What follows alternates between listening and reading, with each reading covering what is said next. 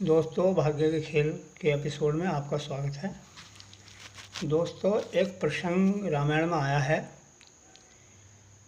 जब रामचंद्र जी को वनवास हो गया, उसके बाद शनिदेव रावण के पास पहुंचते हैं और कहते हैं कि हे रावण, तुझ पे जो है अब शनि का प्रकोप शुरू हो चुका है। तो रावण ये बात सुनकर भड़क गया और खड़ा होकर आंखें लाल लाल कर ली और उन्होंने शनिदेव को पकड़ लिया।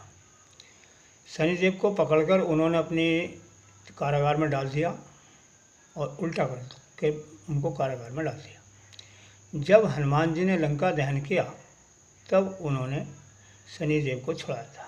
इसलिए शनिदेव और मंगल ग्रह जो हैं ये आपस में जो है ये एक अपने में पूर्ण हैं और ये व्यक्ति का अपने आप ही स्वयं भाग्य का निर्माण कर देते हैं।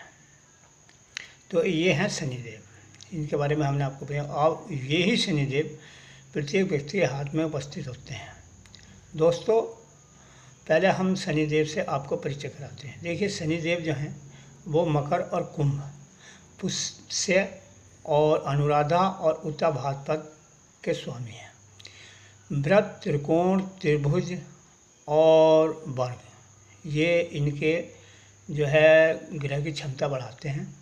बिंदु, दीप और जो है ये इनकी दोष को कम करते हैं। जैसे जाल है, बिंदु है, दोष है, ये इनके प्रकोप को कम करते हैं।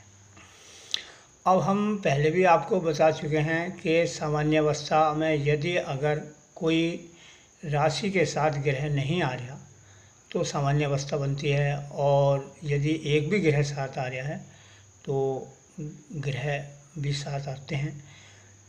और यदि अगर तीनों नक्षत्र यदि साथ आ रहे हैं तो अति विकसित अवस्था बनती है। दोबारा आप समझ लें, यदि किसी राशि के साथ कोई भी नक्षत्र नहीं आ रहा तो ग्रह भी अस्त हो जाता है। दोबारा अच्छी तरह समझ लेंगे, यदि एक भी ग्रह साथ आ गया तो विकसित अवस्था बनती है, और यदि तीनों नक्षत्र साथ आ गए तो आप ये समझ लें कि उसकी क्षमता ज़्यादा बढ़ जाती है, वो अति विकसित हो जाता है। तो यदि अगर सामान्य अवस्था है तो ऐसे में शीर्ष बिंदु जो है, हमने तीसरे एपिसोड में आपको बताया था, उसके केंद्र में नहीं होता।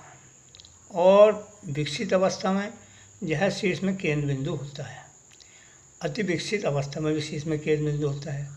अवाती अवस्था, विकसित, अविकसित अवस्था, सामान्य अवस्था।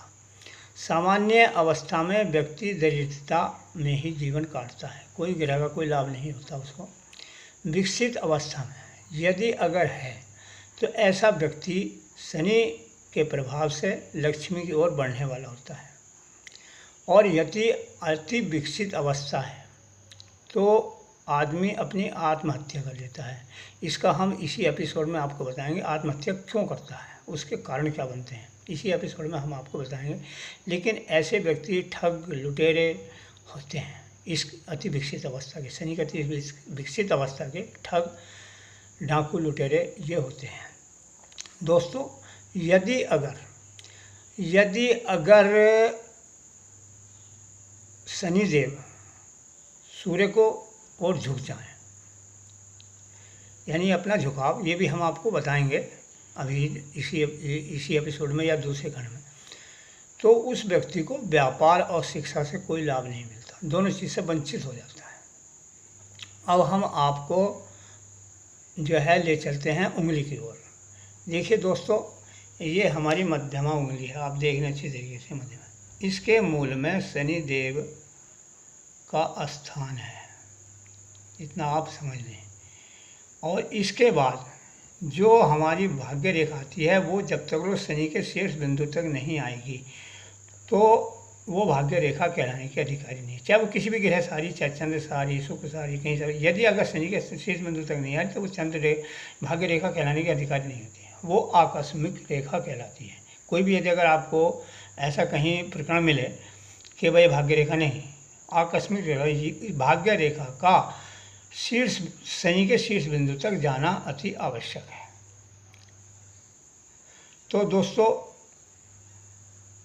हमारा टाइम पूरा हो गया, हम दूसरा एपिसोड बनाएंगे। धन्यवाद।